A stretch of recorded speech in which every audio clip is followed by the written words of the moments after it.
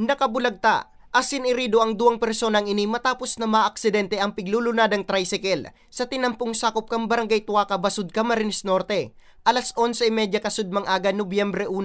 Sa impormasyon kan Basud Municipal Police Station, gikan si Pokot ang tricycle na pigmamaneo kan 30 anyos na si Rod Buenaflor, asin pasiring kutang Jose Panginiban, alagad man tang pigbabaybay ang nasambit na tinampo, partikularmente sa pakurbadang porsyon, naokupar ka na ang ibong na linya. Rason nga ni mabangga ini kang padangadang na truck na pigmamaneo naman kan 40 anyos na si Ricky Dacuba.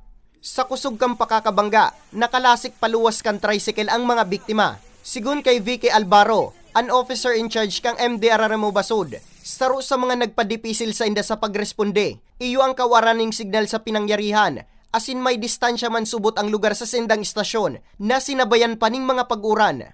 Grabe po ang uran. Nagre-rescue nga po ay grabe kaya hidap din si mga nag-rescue.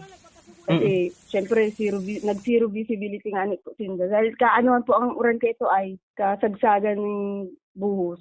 Binalo pa mangkotang idara ang driver kang tricycle sa ospital, alagad ini ang pigdeklarang dead on arrival.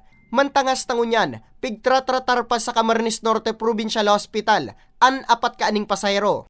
Lalaki, 51 years old. Kasi po doon sa nakuha na info, po siya, may mga fracture sa itong lalaki sa braso.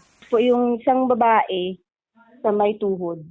Dugang pa ni Albaro, accident-prone area ang lugar na mas bistado sa apod na bitukang manok. Sa presente, padagos pa ang pinagigibong investigasyon kan PNP sa pangyari.